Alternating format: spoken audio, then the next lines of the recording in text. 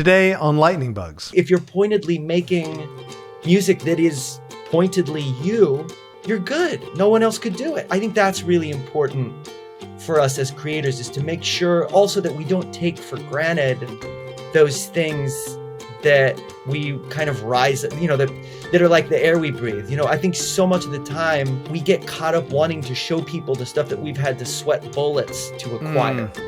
As opposed to the stuff that's like breathing to us, or like falling off a log. No one goes like, hey, check out how cool I breathe. That's right. That's right. And yet, exactly. That's actually exactly what we need to be doing. Get up on stage with a set of material that is so you, and also you've dotted all your I's and crossed all your T's as far as being you, and like appreciating yourself, the you that's happening. Hi, thank you for watching my podcast. If you've been enjoying the podcast, let us know how we're doing. Go to Lightning Bugs on Apple Podcasts and leave us a review with your thoughts. Or if you have any ideas for guests, we want to hear from you. So leave us that. Leave us your suggestions on Apple Podcast reviews. Hello, everyone. Today, my guest is mandolin virtuoso, composer, vocalist, Chris Thile. Many of you know him as a member of Nickel Creek, which is how I met him in a cafe once, or as a member of the Punch Brothers, both remarkable award-winning bands. Chris is also a solo artist, and he released several albums over the last 20 years. That's true? 20 years? Wow. Yeah, I guess so. Okay, let's keep going. His most recent album, Laysongs, it's really good, was released in June of this year. It's just Chris, his voice, his mandolin, and a 75-piece orchestra, and it's really something special. Actually, it's just him. It sounds like he has the strength of 75 people, but it's only him. Chris and I have been friends for a while. That's okay? That's true? We can stretch it, right? We stretch it a while, and I'm excited to chat with him today about creativity. So let's get into it. Ladies and gentlemen, the amazing Chris Thile. Oh, thank you, Ben.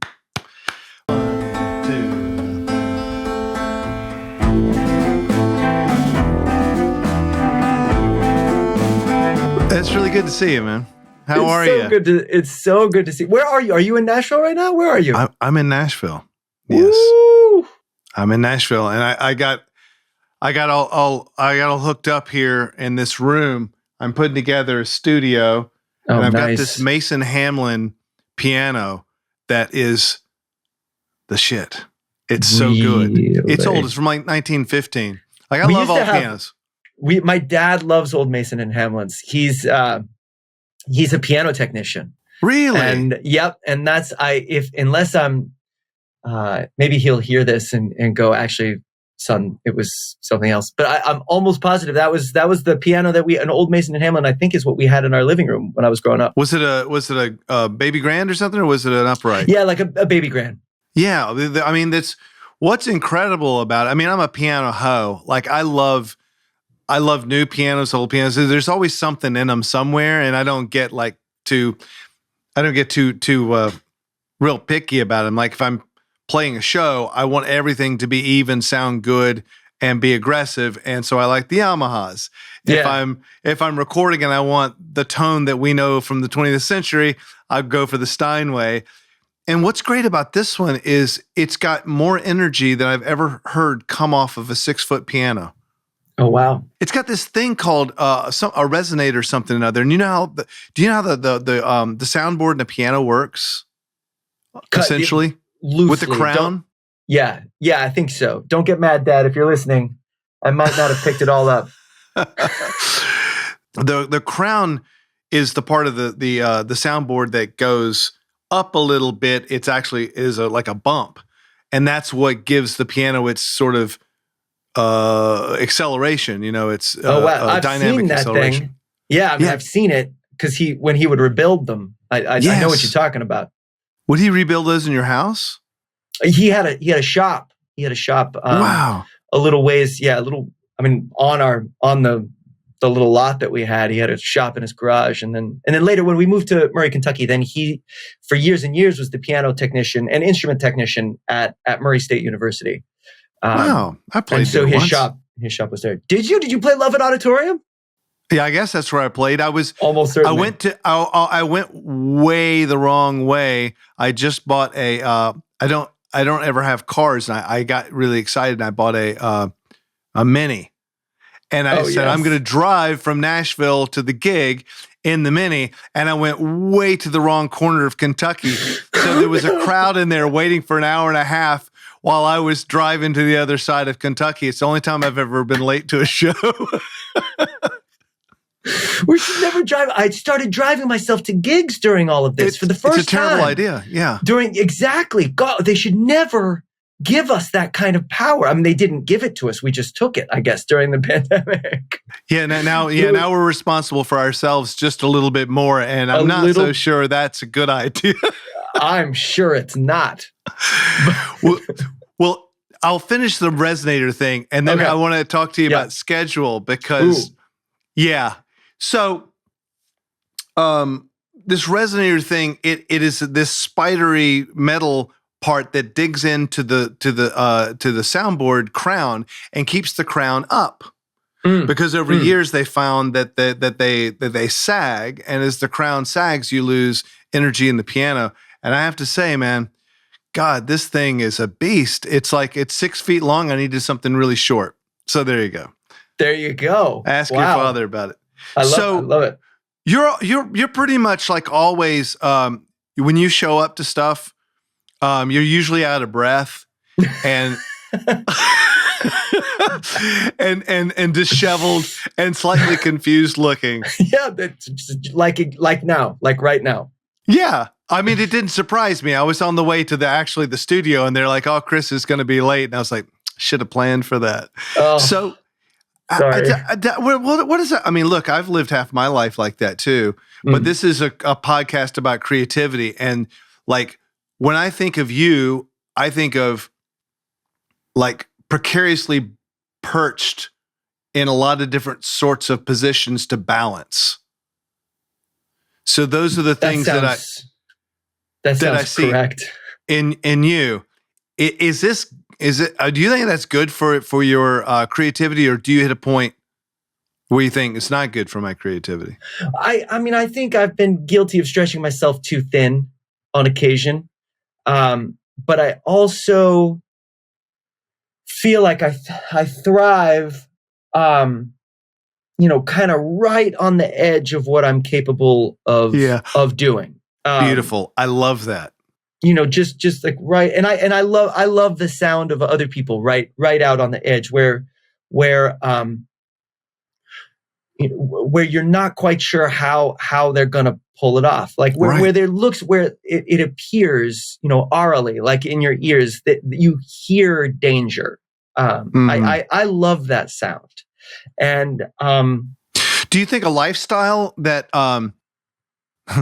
that is like that leads to art that is like that? Oh, I wonder. I mean, I think some of our heroes, who actually did live actually dangerously, I think some of what we're reacting to is that getting into the art and it being a pretty exhilarating listen as a result, and I think sometimes also we hear some of our heroes, maybe they got their acts together, and sometimes we don't hear that danger in the music anymore, and we miss it sometimes.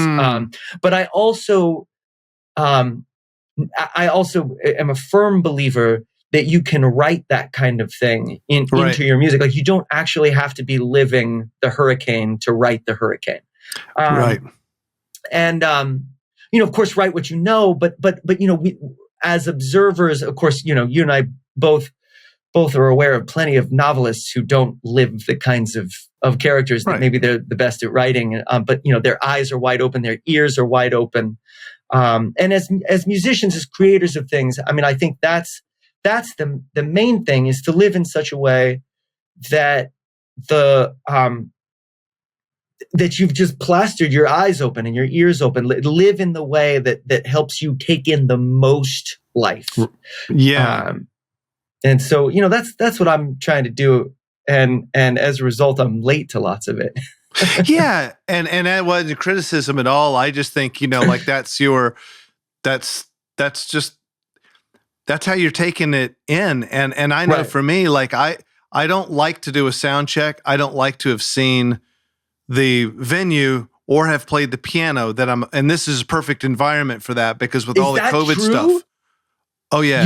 You don't like, wow, amazing. I don't want to know anything. I don't even want to, my favorite gigs are where I don't even know which way the audience is as I start to step onto the stage. It's like, oh, it could be over here or they could be over here. And it all unfolds and it's a new place. And when I hit the first chords on the piano, I find out who I'm working with. Like who is this piano that I'm playing right now? That's so righteous, dude. It feels great. I love that about, I mean, God, I'm the opposite about sound check. I love sound checking. I sit there, but also, deeply feel you on wanting to be surprised as the show unfolds. I think I look to the audience to do that for me. Right. That it's like, I don't know who those people are. And that's one of the games that I get to play over the course of, how are we going to kind of dance ourselves to the end of this evening? Like, what moves are you going to make? Who's going to lead? How are they going to do it? How often are we going to switch who's leading? Right. And how do you, I know how I lead when when someone gives me the ball, I know how I run with it. Although I never know, what I'm running to or like what I'm avoiding or, any of those kinds of things. But I love when an audience takes it from you and they know what to do with it. I love that. Well, and you would be cultivating more and more. Like, I'm sure you're finding this now, like, cause you've been doing it now. Obviously we find out for 20 years, doesn't seem right to me, but you're finding that, you're cultivating an audience of like-minded people. They get you. And they get what they're going to see. So you can trust that now. If you go out, it's not like you're looking at a bunch of Chris Thiles, but you can trust them with it. Like it's when you open up for something that's completely different. Sometimes maybe that it's just different. Like, but I can imagine your audience could take it and be like, oh, that's going to be interesting. Yeah. Do you find that they're I would think you would, that they're like super musical in general for your shows, not like I think there's a lot. Yeah, I think there's a lot of musicians in the crowd. I wouldn't even begin to know what sort of a percentage to suggest, but it always feels like there's a bunch of people who play, and kind of maybe more than hobbyists. Although plenty of hobbyists, I think, as well. Do you have any part of your soul that's still like when I was a percussionist, that was my main thing. If I knew there was another percussionist watching my performance, I got real almost catty and really self-conscious and wanted to get everything right. The great thing about my career in piano is I honestly have never given the smallest shit if who sits over my shoulder. It doesn't matter. I'll be like, fuck, I suck. So just come look. It's fine. Do you have anything left in you that does, like if you have an audience of musicians or anyone in the audience from like your mom to an old friend that gets in your head when you play? Absolutely. Absolutely. I wish I didn't. But now I feel like I'm getting to the point. I'm 40 now. I think I'm getting to the point where there's kind of a thrill to that as well. That's one of the things you can use that as one of the things that's going to like plaster your eyes and ears open. But I think when it doesn't work for me is when I get super self-absorbed about it. Like how do I look? How do I sound? That no one is at their best when they're worried how they're coming across. Of course. There was in my late 20s, this great guitar player, Brian Sutton. I wonder if you've run into Brian Sutton anywhere. I've heard the name. Yeah. He's done so much, including tons and tons of session work in Nashville, but also played with everyone live and released his own stuff. But he's a really deep cat. He's a deep thinker about all this stuff, and he especially loves talking about the emotional side, like kind of the inner game of being a musician. That sort of the sporting event that we play with ourselves, like just kind of trying to control our emotions and making sure that we're putting ourselves in a position where we can deliver what it is we've got inside of us. And one of the things that I've noticed about you, and you talk about not giving a shit what people think about the way you play piano, because you're kind of comfortable with where it is that you're at. I think you're so relentlessly yourself. Like when I see you perform and the music that you write, so it's the way that you perform, what you perform. It's all so you. There's no one alive who could be, it sounds like Dr. Seuss now. No one alive is fewer than you. It's true though. Yeah. And I do feel like if we create from the smack dab middle of ourselves, that's an excellent way to avoid those kinds of nerves, because there isn't anyone, like Dr. Seuss says, no one is fewer than you. And so like it's anyone amazing, in the audience who you might be nervous about, they might be great. They're not you. And if you're pointedly making music that is pointedly you, you're good. No one else could do it. And I think that's really important for us as creators, is to make sure also that we don't take for granted those things that we kind of rise, that are like the air we breathe. I think so much of the time, what we get caught up wanting to show people the stuff that we've had to sweat bullets to acquire, as opposed to the stuff that's like breathing to us, or like falling off a log.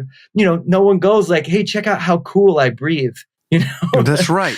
That's right. And yet, exactly. That's actually exactly what we need to be doing. Like I love that.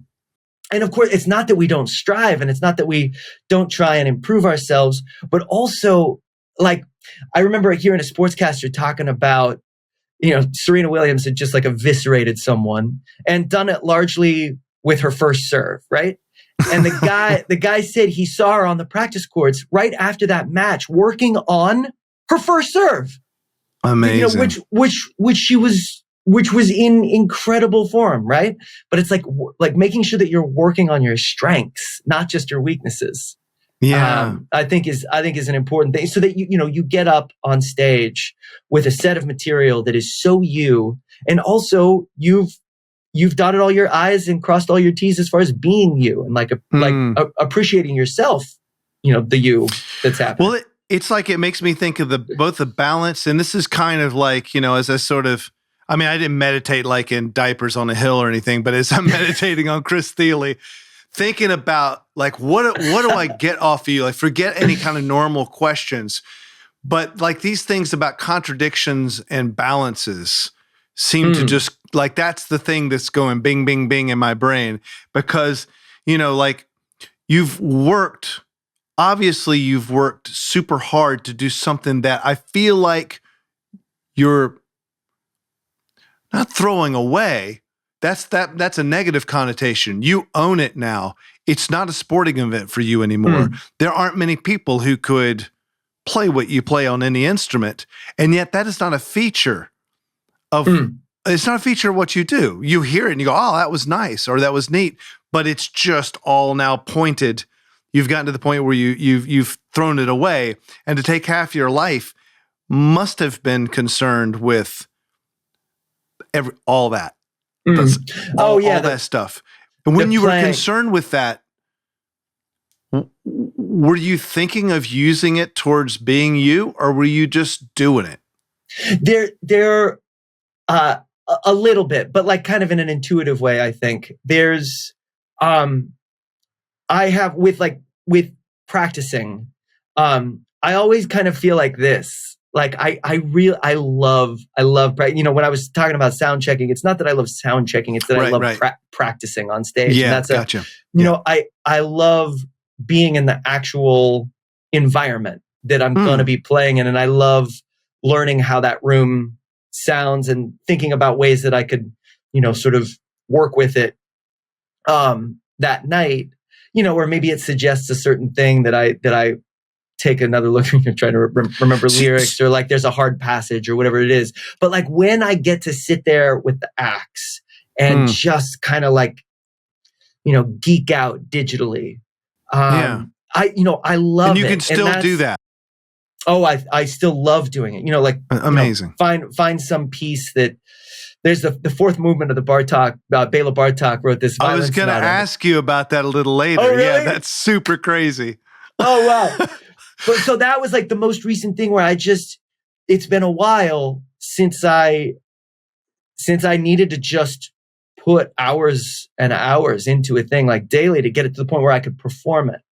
And still that one raises the heart a little bit.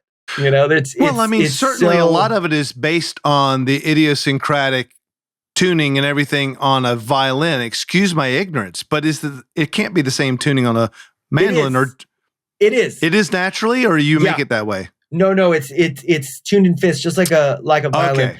So all the opportunities for open strings inside it are all applied to the mandolin. All the same. That's super crazy, dude. That rendition of that piece is awesome. It's like it takes it back to. I mean, certainly Bartok was a big folk music fan, right? Yes, exactly. And it's interesting that it takes it like. It seems to take it right back to that. Like there's no classical in it anymore. This is just a song. That's and per our kind of underlining the importance of being you up there. So when you choose to cover something, there's two reasons for me that I cover, or two that I can think of right now. One is I just love the thing and I want to try and get inside it. Like what makes it tick, the way that some kids sit there with a radio and take it apart and see if they can put it back together and it still work. That was me. So, and that's me only with music. I've always, and sometimes all I do is take it apart, put it back together and like, okay, now I know more about it. But when I actually choose to show it to people is when I feel like something about it has changed. So I took it apart and actually, it being me working with it has turned it into a new thing. Now it's a freaking, I don't know. Now it's a clock radio.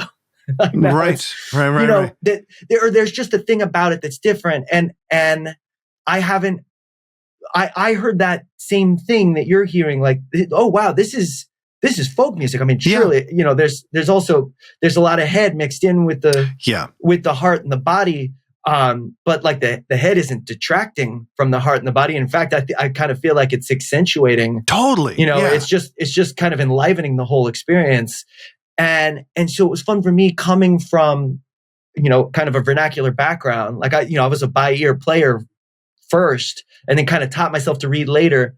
But so to basically learn it, I mean, I learned it, with the notation and everything, but to play it like it's a fiddle tune. Because like you say, Bartok was obsessed with Hungarian folk music. And would go in and transcribe it. I mean, some people kind of feel like he was one of the very early ethnomusicologists in that way. He was going and collecting songs and then coming back. And I mean, I think one of the things that's so powerful about him is that music really resonated with him. He understood that it was a part of him as a Hungarian. And then saw the ways in which he could get out, outside of common practice period tonality. That there was all this very out stuff going on. Hell yeah. In his and same with our fiddle tune traditions. There's all these weird like quarter tones and phrase lengths are crazy, and there might be like a weird bar of 5 thrown in. And in that Eastern European fiddle tune, or that folk music, there's all these crazy time signatures, and so I feel like the ways in which Bartok got out were so intuitive, they were so visceral, in part because he was so interested in the folk music of his area. Well, yeah, and when someone like him breaks when any kind of musician breaks through, I guess Stravinsky called it the tyranny of the bar line, or someone had something. When that's broken through, it's not so you can play fucking math rock. It's because you've got something to say and it had 5 words in it, and now you want to say something else. Yes. If that's where you're coming from, it's by necessity to communicate, and there's no math rock. But when you hear someone go, and you're kind of like, okay, well now it's the calculator music for me. But when I hear earth music that's not symmetrical and they're just communicating, I never hear the bar line. Totally, dude. And think about like Jimmy Rogers, or think about that famous Hank Williams song, I Got a Feeling Called the Blue. Like so many weird phrase lengths. Nothing comes out. It's not like nothing's in like straight up 4-bar phrases. And human life is not in 4-bar phrases. Right. It's weird that we've kind of come to this point where we're pretty shackled to this unnatural convention in a way, and we're not letting. I think a lot of times we're actually making our ideas conform to the existing conventions, and that there's actually the most natural. Like listen to a little kid humming like while they're playing a game, or the way that little kids write songs, and there's these weird little moments that are so natural, and it's like, oh yeah, that little thing is in 7, and it's in a 5-bar phrase length, but it's just what's in them, or it's like you're saying, it's like this word has this many syllables, and so they're just making sure the music can accommodate that. Yeah, I mean, and the worst is waiting for the symmetrical bar to pass when there's no reason. I mean, space is awesome, but when it's so predictably just because you're like checking your watch and then moving to the next, I think those lose so much momentum in a song. You can understand if all the guy's got is whatever stringed instrument and his words, why wouldn't they just add a syllable, take away a bar? It makes human sense completely. But now, with everyone's born with the MIDI cable stuck in their asshole, so you've got it, it's like we're all on the grid, like it's all it's the grid. I was about to say, man, we're all using these programs that really want us in 4/4 and 4-bar phrases. Totally. And if you're going to break that, and if you're going to break, I know. And if you're going to break that, you need to go into a menu and kind of get permission. Yeah. You kind of need to be really good at using the program to do something that's not musically conventional. Yeah. So then you go into that part of your brain that you shouldn't go to, which is one, you're asking for permission, which you shouldn't have to do when you're expressing yourself. And secondly, you're having to now you're crunching numbers, because Hank Williams was not crunching numbers, and any of the Appalachian just crazy old singers that were just adding bars weren't. I did a song one time. It was funny because I really liked this bass player. I saw him play in sitting in with a bunch of kind of crappy indie bands, and every time he would join the band to sit in, he wasn't spectacular, but it made the music good. And he was a bassist, and that doesn't happen as often from an electric bass just sitting in, And interesting. He was just making it good. And I was like, this guy's a fucking star. Like, no one's going to look at him exactly that way, but I really love this. So I said, could you come? And I kind of like to audition, because I don't even know if he knows the names of the chords. Like, he was just good. I enjoyed hearing him. Yeah. And so he came to the studio, and I guess I sort of forgot it was an audition, because I was also in the middle of recording a record. So I was like in the engineer and everyone was sort of set up. We were set up in my studio, so you never knew if we were making a record or we were rehearsing or I was writing or we were just storing equipment. It was kind of just sort of fluid, and I liked that. So he was there, and there was a drummer there, and I was writing this song, and I have been thinking, I just want to have the freedom to cut out and add any beat I need to. I don't care what it looks like on paper. And the song was working for that. The song's called Bastard. And as I went through the song, I was like, oh, cut one beat out there, and I'd try it. And this poor guy was playing in a band suddenly. Like, he thought he was going to be there for like 45 minutes. And he was asking people, whispering like, did I get the audition? And they're like, I don't know. But he kept following me, and he was cool with it. So we'd be like, okay, I think that's 5/4, but then we're going to do like a couple bars of what feels like 3/8 to me. And then we're going to just go back and forth for a while, but not like the first time when it was 3/4. We're going to do 5/4 in the second verse. Y'all got that? Okay, let's go. And then I would decide to cut out a bar. So we're going forever and ever. And only later, he never knew if he had the job. We just started booking gigs because I thought he kept up with it great. But later on, he told me he was so nervous and upset by that he was having to, the poor guy, I should be hung. He was having to go to the bathroom to be sick on his stomach, because he wanted the gig and he wanted to get it right. and he wasn't a reader and he wasn't a theory guy. And it was but he fucking nailed it. He did great. Wow. But the song, when I hear the song, I don't hear any time signature. So I did what I wanted, you know? Yeah. And, that's good. No, that's good. I'm obsessed with that right now. I want to chase, to just try and chase the idea, and to be with people who are cool with that, because it's tough and it is going to take longer because it's harder to talk about, especially, that kind of thing when you can't just say, it's in 7/8. And so, you can set your watch by it. Do you ever get jealous of like, I don't know, a Beethoven, not for the music, but for that? I mean, that's a specialist. You could say. I imagine he was probably one of the best pianists you'd ever hear. Like really connected to the instrument. You get the feeling that he was. I'll tell you what I'm jealous. Also of the kind of no one has ever been better at music than Beethoven.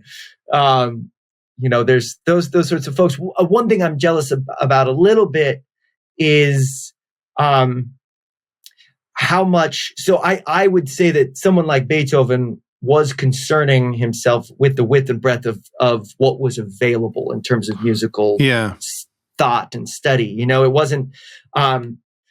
But he didn't have to drop the kids off at school. Well, I don't even know. He didn't have the internet. Of pushing and pulling at him, and like we have as musically interested humans, we have so much music at our fingertips, and if we're curious, again, like that potentially is going to spread us real thin. And so like I'm a little. Of course, I'm also.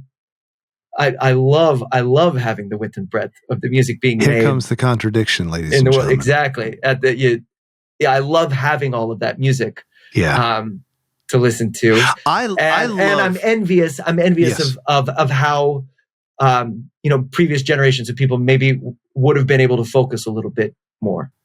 Yeah, I do that all the time. I mean, I even though I'm with Glenn bemoaning this specialism and rage against it. I mean, like we're like double Casey Kasem today or something. Like we're not making music at this moment. Kind of somewhere in between, hanging out over a drink and also following the interest of talking about creativity, and hopefully people pick up some crumbs from it. And so that's a job. Like we're at work to a degree, right? Absolutely. And this is part of the hang.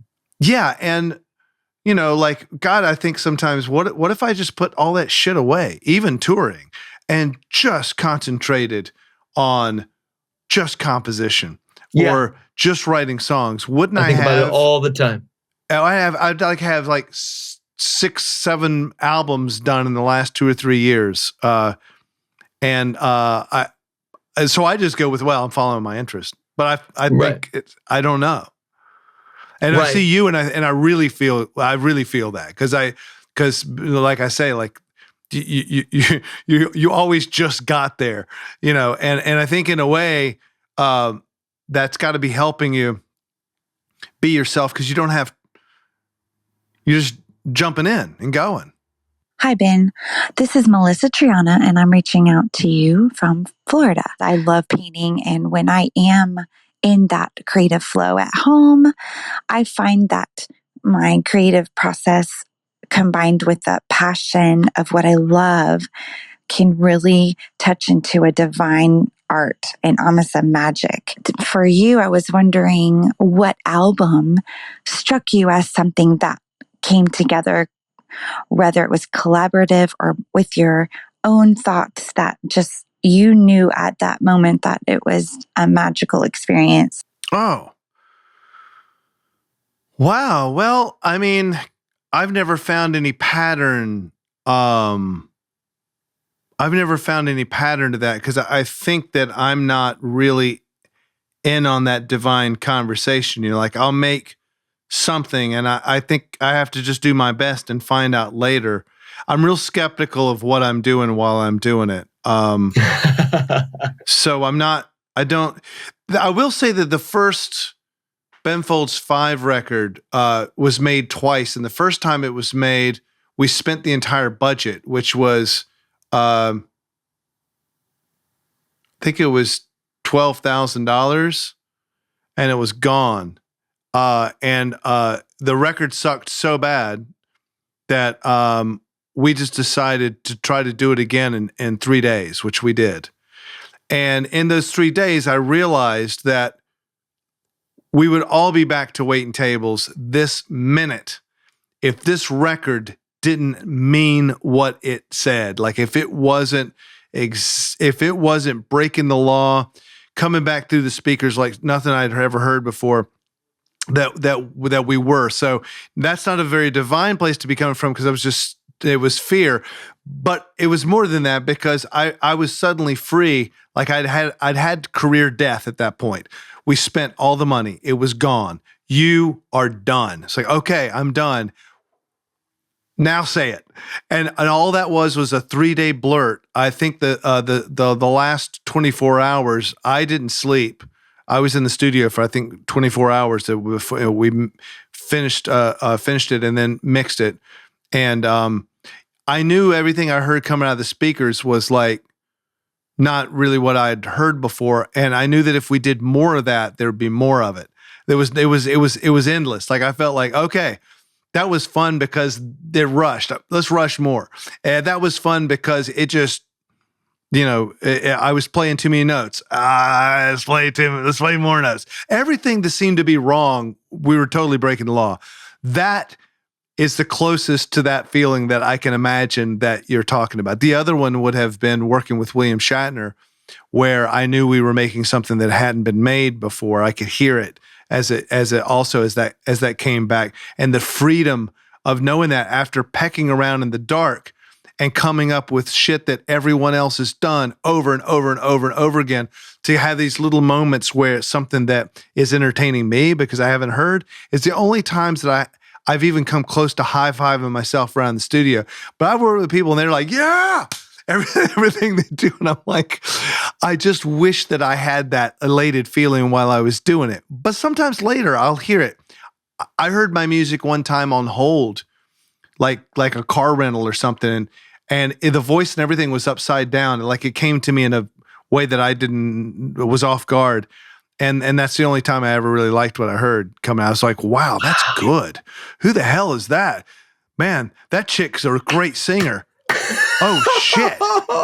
That's me. I thought that was in 6/8. It turns out it's in 4. It's not, the beat's on the wrong place. Like I didn't know who it was, but I like that.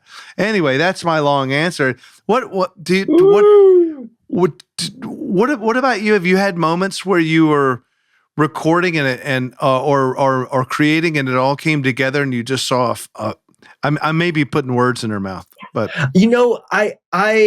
I'm so process oriented that I relate. Those moments happen all along the way, and I feel like they're interrupted by long moments of just doing the work process, right? Process slog. Not now. I love the slog of making a record too. I mean, I actually deeply love that. Was there a slog on this last record? It sounds like you just played it 1, 2, 3 and you're done. Oh no, there's always a slog. Okay.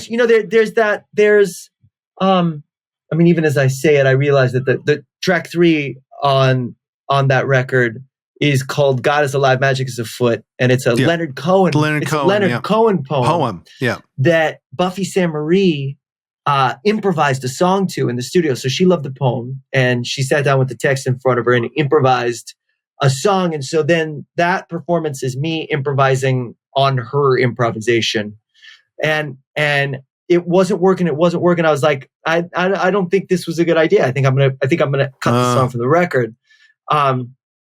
But I tried one more take, and not in a great spot emotionally. And that performance that you heard which I think I maybe spliced like one other little moment that I was really obsessed with that happened in an earlier take into, but it's largely this one performance where I did kind of feel, I live for those moments of what feel like some sort of personal transcendence. Like you've just unlocked a new, to use a Mario 64 analogy, you just like unlocked a new world. But the ways in which they come, you have to be able to celebrate those little victories and then settle in for another long slog and enjoy it. The way that these sports strength and conditioning coasts are like, like love the burn, the burn. If it doesn't challenge you, it doesn't change you. Yeah, that's right. It's like that kind of. You're telling us you earned that body. Yeah. Yeah. No drugs. But, I earned it. Yeah, but exactly no steroids. Actually, I have taken prednisone on occasion. That's right. Yeah. So I do think there's like to be able to but like I would caution people against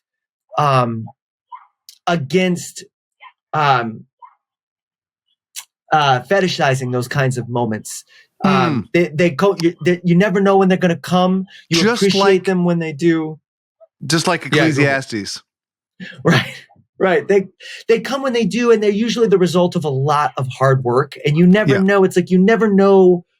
You're banging your head against the wall. You're never sure which of those. The last bang of the head, the wall comes tumbling down. But it wasn't that bang that did it. It was totally. Well, I think not fetishizing it is an awesome point.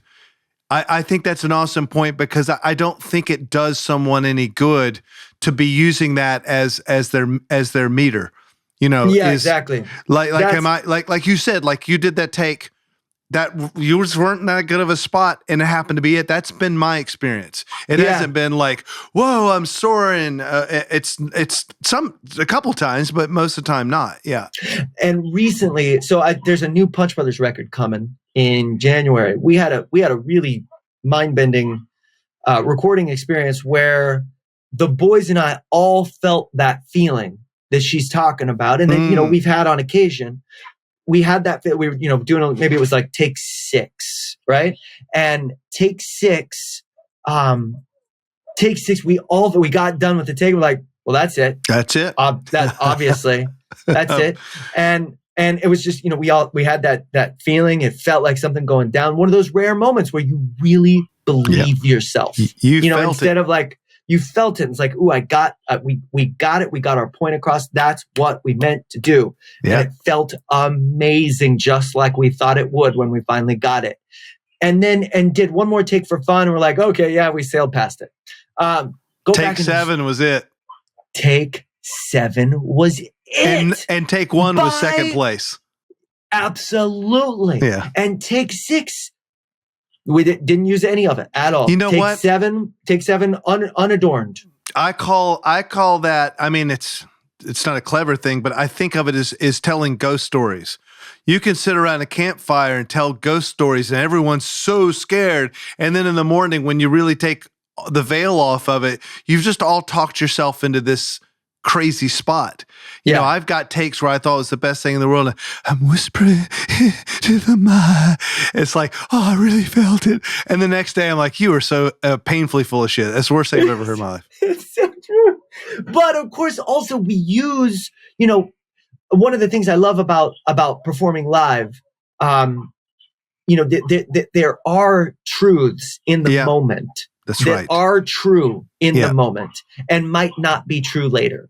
But that does not mean they weren't true in that moment. There are you had to be there moments, and those are left on stage constantly. Yeah. No evidence of it. The tape does not.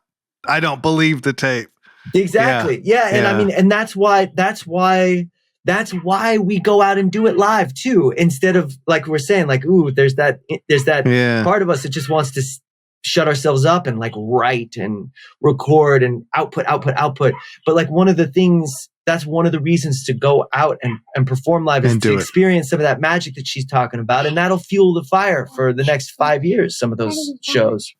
Well, there's another thing in your that you've added as a big part of your career, which is listening and curating, and that's like even more balance, I think that the thing is with the, to that question, and we got one other thing about that is that, and this is where I guess even though I didn't grow up in any kind of Christian household, maybe this is part of my, just by proxy, but I don't think that that's my job to be God. Like my job is to just be the messenger. So if I'm playing in the studio, if I'm taking takes, what I'm supposed to be concerned with is getting it right. It's up to a much bigger thing than me to make it more than that. Like all the emotional stuff or all the higher vibration stuff, I'm that would be really conceited of me to think that I could know that. Like what I'm supposed to know is get it right 6 times, like God sort of man, and you just figure it out later. Like I always think about it as like the comets passing.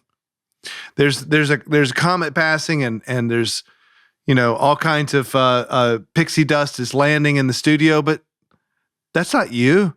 You're supposed to be playing when it goes by. And if you decided you were going to be on the phone when the comet came by, then you missed it. Yeah. Then you'll never be Fleetwood Mac. Spend $1 million to always be recording so that when the comet comes by, it does it for you. The comet sure came by on a couple of those records. Shit, yeah, it did. Hey, so you've done your Punch Brothers. It's in the can. It's in the can. Was that number 6 or so? How many records you guys got? How many? I think that depending on whether you count studio records. The first thing that we did, the very first thing we did, we actually released it under my name, but I count that as a Punch Brothers record. So I think it is 6 now, if you count that, and I think if you don't, it's 5. Yeah. I'm psyched about it. It's. Do you know who Tony Rice is? Great guitar player. No. Kind of mostly in the bluegrass world, but definitely he was also a curious fellow. We remade. It's a whole cover of a record of his. We covered the whole record. A record that means a lot to all 5 of us.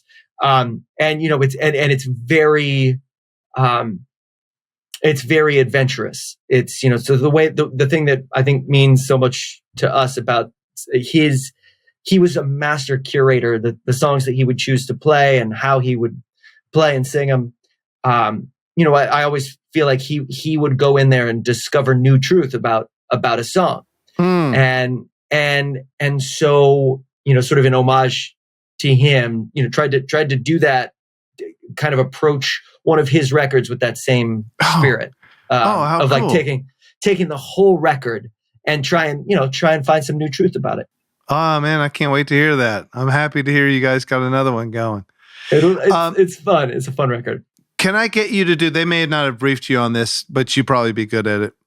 I like to give everyone an exercise that my guest tells them to do. You're the boss of everyone for a week. Something, I call it New Week's resolution. Okay. For this week, I will do this every day. And these things this should put your mind in a different place for creativity. Oh, man. Okay. I maybe it'll work for y'all. I love to go right now. One of the things that I'm really enjoying and trying to make as much time as I possibly can for is to go into a museum, focus on a room, not try and see the whole museum or, but go to a museum, give myself a chunk of time, like a finite chunk of time. And And so I've got an hour, or maybe I've got 2 hours, and I'm going to go to one spot in the museum and really, really take in just a handful of these masterpieces. Amazing. And I love that. as you know, as opposed to, I feel like sometimes I go to like the Metropolitan Museum of Art or something here in New York and just am so overwhelmed that it's like trying to listen to several symphonies at the same time. Yeah, you're gorging. Yeah. Yeah, exactly. You're gorging, or it's like one of these wine tasting where there's 20 wines on the table and you end up not really tasting anything. Yeah. And except the second time. Yeah. When it comes back. Yes. Well, there you go.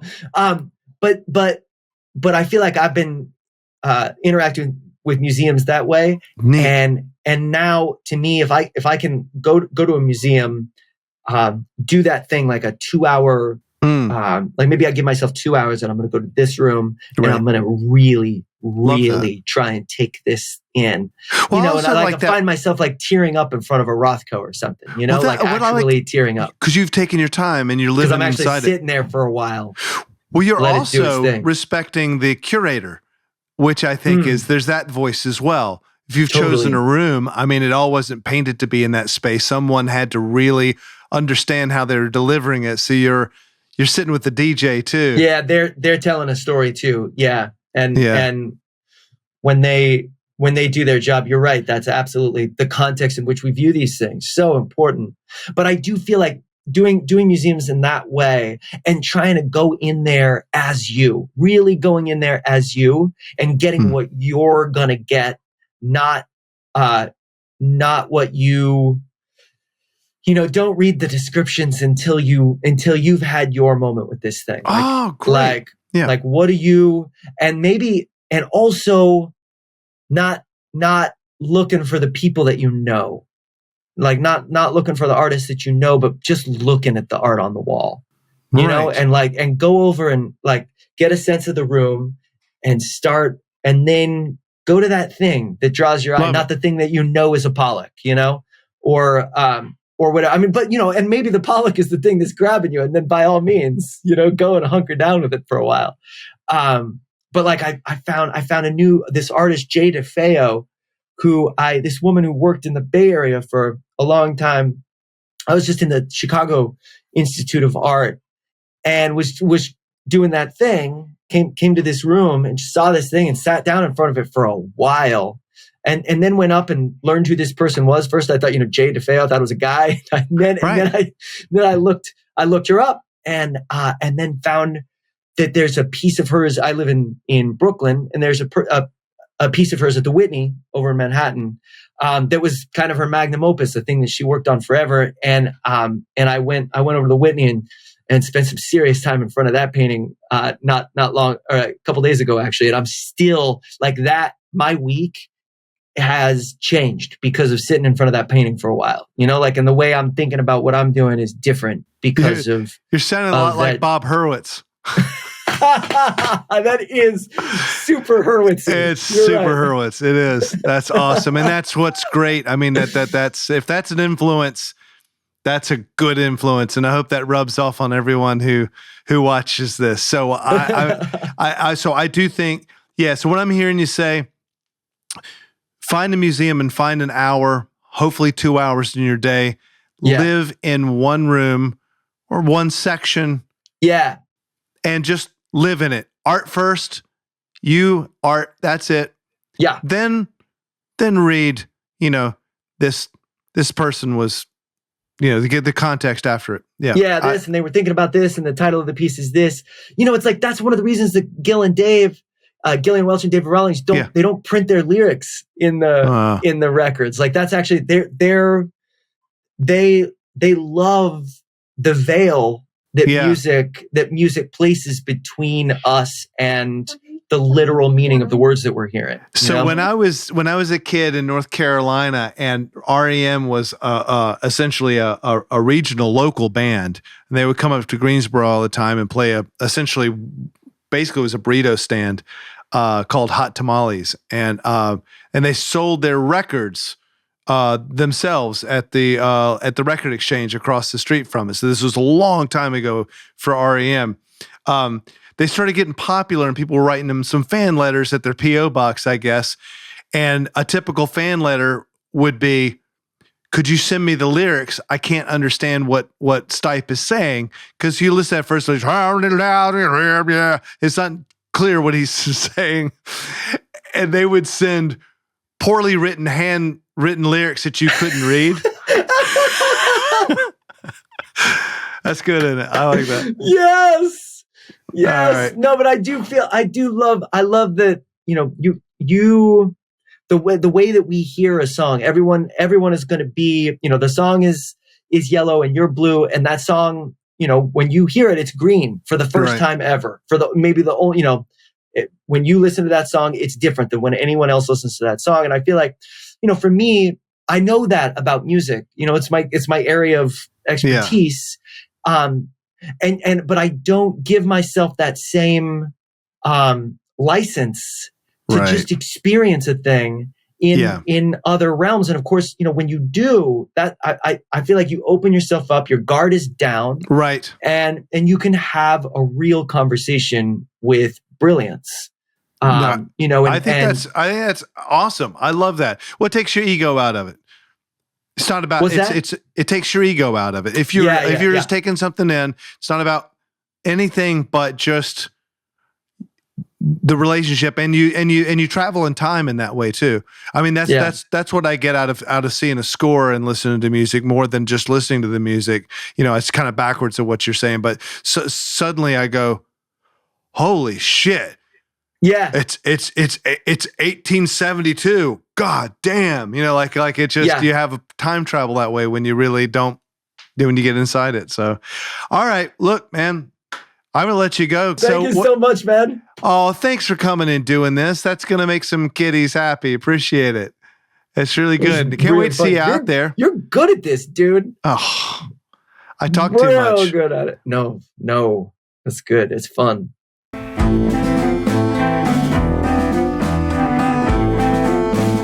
Hi, if you're enjoying listening to Lightning Bugs, please rate and review us on Apple Podcasts. It helps a lot. Thank you so much for watching Lightning Bugs on YouTube. Check out more episodes and subscribe if you have not already. You can also listen to Lightning Bugs wherever podcasts may be found.